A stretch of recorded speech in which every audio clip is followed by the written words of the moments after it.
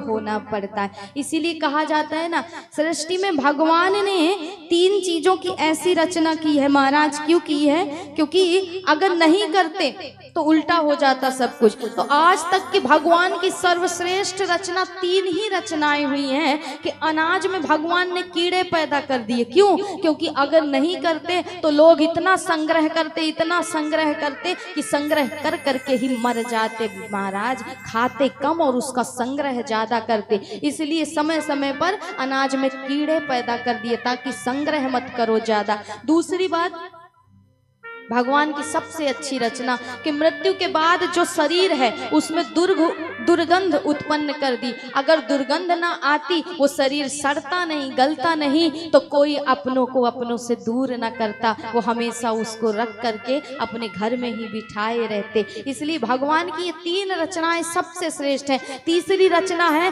कि जीवन में किसी प्रकार के संकट आए, आपके जीवन में अनहोनी आए, कोई भी घटना हो, समय के साथ रोना और मुस्कुराना भगवान ने जीव को सिखा दिया, नहीं तो जीव जी नहीं पाता। समय के साथ आप चीजों को स्वीकार भी करते हैं और भूलते भी हैं उसे। इसीलिए भगवान की जगत में ये 3 सर्वश्रेष्ठ रचनाएं हैं। भगवान ने आज वही संदेश देने के लिए लीला की और कहा, मैया तू हमें कबहू कहीं ना जान देती, आज तो हम जाएंगे, हमें जाने दे मैया। नंद बाबा भी कहते हैं कि देवी कब तक बालकों को छुपा करके घर में रखोगी, एक ना एक दिन तो ये जाएंगे ही जाएंगे, इसलिए तुम चिंता क्यों करती हो? मैं स्वयं जाऊंगा ब्रजवासियों के साथ, 3 दिन घुमा करके मेला दिखा करके इनको वापस ले आऊंगा, लेकिन तुम धैर्य रखो और एक बार जाने की अनुमति दे दो। आज पूरे ब्रज में ये सूचना फैल गई है कि कोई परदेसी आया है ले जाने के लिए हमारे कृष्ण बलराम को। मानो ब्रजवासियों के मुख से अब भूख चली गई है, पेट से भूख चली गई, आंखों से सिर्फ आंसू और सिर्फ निद्रा को तक त्याग करके तज करके महाराज आज उस नंद महल के द्वार पर लाखों ब्रजवासी आस लगाए खड़े हैं कि कब ये द्वार खुलेगा और कब हम कन्हैया के दर्शन करेंगे, उससे निवेदन करेंगे कि लाला हमको छोड़ करके मत जा। आज जब नंद बाबा तो चले गए ग्वाल वाले सखाओं को लेकर के, पहले ही यमुना प्रस्थान कर गए, पहले ही मथुरा प्रस्थान कर गए, लेकिन आज रात्रि में कन्हैया ने देखा कि मैया अपनी सैया पर नहीं है। कन्हैया ढूंढ रहे हैं कि मैया तू कहाँ है, मैया तू कहाँ है, लेकिन मैया की जब आवाज नहीं आई तो कन्हैया ने जा करके देखा एक खंभे से मैया यशोदा टिकी हुई हैं और सिर्फ आंसू बह रहे हैं कि मेरा लाला मेरा गोविंद कल मुझे छोड़ करके चला जाएगा। इस बात को सोच सोच करके सिर्फ पूरी रात्रि विलाप कर रही हैं। कन्हैया ने जा करके कहा, मैया तू काहे को रोती है? मैया कहती है कि लाला मैं ये सोचूं कि जब तू मुझे छोड़ करके जाएगा तो मेरे ये प्राण बचेंगे कि नहीं बचेंगे। मैं सोचती हूँ कि तू चला जाएगा तो ये प्राण मेरे रहेंगे कि नहीं रहेंगे। अगर रह गए तो शायद मैं चूक जाऊंगी लाला, मैं विमुख हो जाऊंगी उस मृत्यु से जो मुझे आ जानी चाहिए तेरे वियोग से। कन्हैया ने कहा, मैया तू चिंता क्यों करती है, मैं कल जाऊं परसों लौट करके आऊं। लेकिन क्या पता था उन ब्रजवासियों को कि कल की कह करके जाने वाले परसों की कह करके जाने वाले बरसों तक लौट करके नहीं आए महाराज। आज मैया यशोदा को समझा रहे हैं कन्हैया, क्योंकि भगवान को भी पता है कभी कभी वो कार्य मजबूरी में भी हमें करना पड़ता है जो हम नहीं करना चाहते। बारंबार समझा रहे हैं। मैया कहती है कि लाला कैसे भूलूंगी वो प्रेम जो तूने मुझे दिया, मैंने तुझे दिया। बार बार कन्हैया अश्रु पोंछ रहे हैं और समझा रहे हैं कि मैया तू चिंता मत कर, मैं तेरे प्रेम के ऋण से ब्रह्मा के समान आयु पा जाऊं ना माँ, तो भी कभी मुक्त नहीं हो सकता, उऋण नहीं हो सकता। जो प्रेम शायद मुझे यशोदा ने दिया, मैं कहता हूँ कि संसार में मुझे कोई नहीं दे सकता। यहाँ तक कि शायद मुझे देवकी भी वो प्रेम नहीं दे सकती जो मुझे यशोदा ने प्रेम दिया। इसलिए माँ तू चिंता क्यों करती है, तेरा कन्हैया हमेशा तेरे साथ है। परसों जाऊं, कल को जाऊंगा, परसों लौट करके आ जाऊंगा माँ।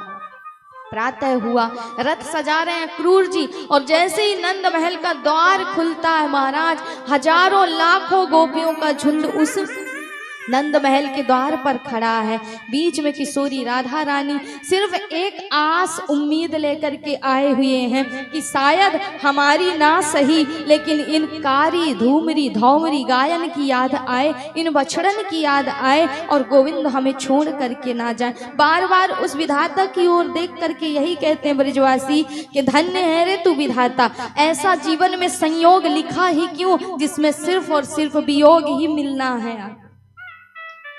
क्यों ऐसा मिलन कराते हो प्रभु कि जिसमें विछड़न ही विछड़न हो।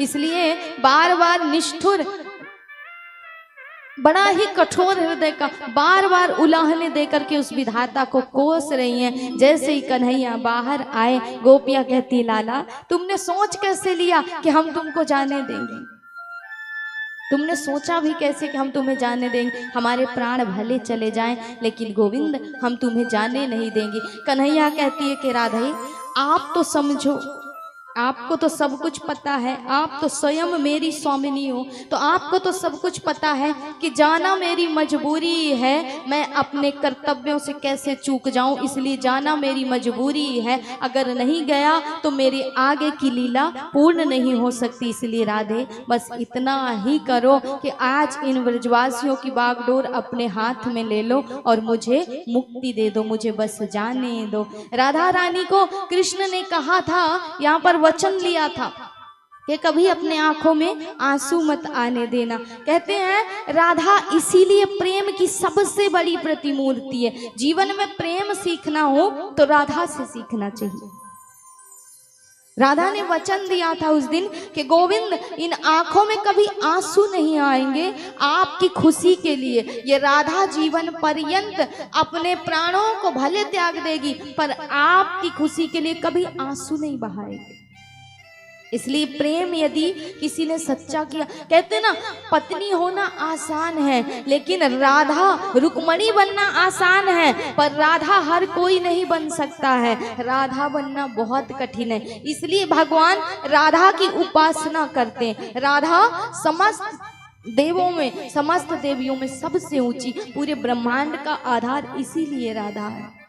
क्योंकि उस दिन अगर जानकी जैसे राधा भी चली गई होती तो अवध की तरह आज ब्रिजधाम भी सूना हो जाता। पर कहते हैं जानकी मैया गई तो अवध का सूर्य अस्त हो गया। इसलिए कहीं इस चंद्रवंश का ये चंद्र हमेशा के लिए लुप्त ना हो जाए। राधा ने अपने हृदय पर पत्थर रखा और कन्हैया तुम्हारी खुशी के लिए राधा कभी नहीं रोएगी, आंसू नहीं निकालेगी और तुम्हारी प्रतीक्षा में नित्य प्रति बैठी रहेगी, लेकिन कभी तुम्हारी खुशी में बाधा नहीं बनेगी।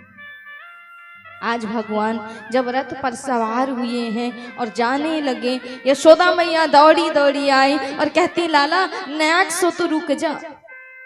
कन्हैया दौड़ करके आए बलराम सहित, मैया कहा बात है गई।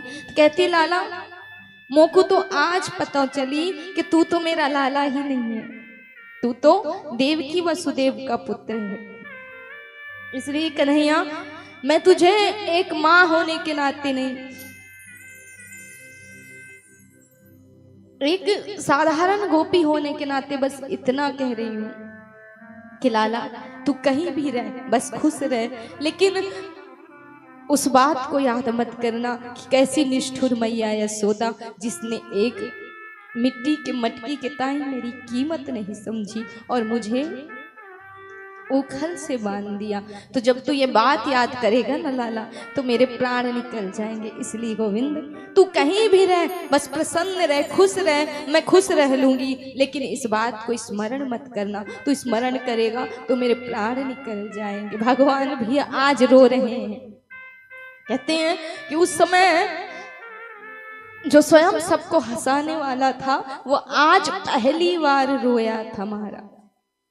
भगवान भी रोते और कहा माँ मैं तुझे बारंबार कहता हूँ ना कि तुझ समान प्रेम मुझे कोई नहीं दे सकता है, लेकिन कभी कभी माँ मजबूरियों में हमें वो कार्य करना पड़ जाता है और मैं भी मजबूर हूँ माँ आगे की लीला संपन्न करने के लिए। मैंने जिस कारणवश इस धराधाम में अवतार लिया, उसके परिणामतः मुझे अपनी लीलाओं को निभाने के लिए, पूर्ण करने के लिए जीवन में आगे बढ़ना पड़ेगा और जाना पड़ेगा। बिछोह कौन चाहता है माँ, लेकिन फिर भी आज मुझे जाना पड़ेगा। तो कहते हैं उस समय ऐसा दृश्य बना था महाराज, जिस तरह राम गए थे वन को, उसी प्रकार आज श्याम भी जा रहे हैं। भले जा रहे हैं प्रभु मथुरा, लेकिन कोई वनगमन से बड़ा नहीं था ब्रजवासियों के लिए, जिसका श्वास श्वास कृष्ण निरंतर जपता है, वो है ब्रजवासी।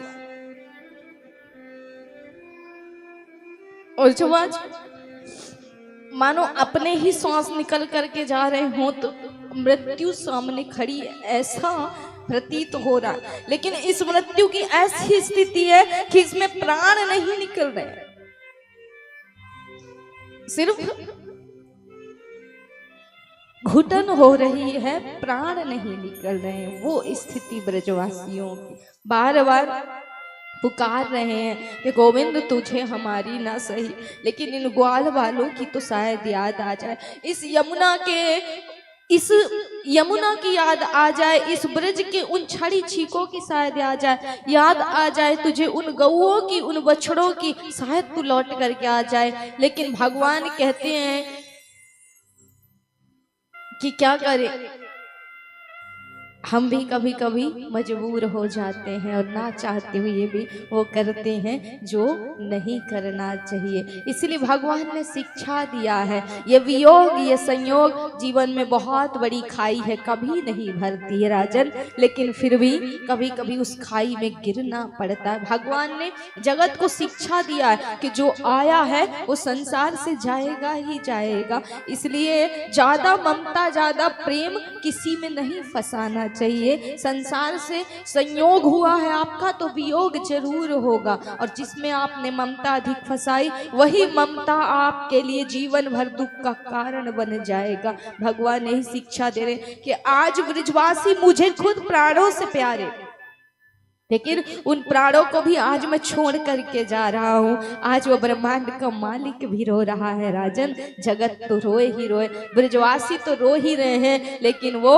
ब्रजवासियों का प्राण आधार, जगत का प्राण आधार भगवान भी रो रहा है। और जब भगवान निकले हैं, कहते भगवान जब रथ चली है भगवान की और भगवान जब जा रहे हैं, ब्रजवासी सड़कों पर लौट गए महाराज, उस सड़क पर लौट गए कि हम कन्हैया को जाने नहीं देंगे। भगवान बार बार निवेदन कर रहे हैं कि मैं भी मजबूर हूँ, जाने दो मुझे।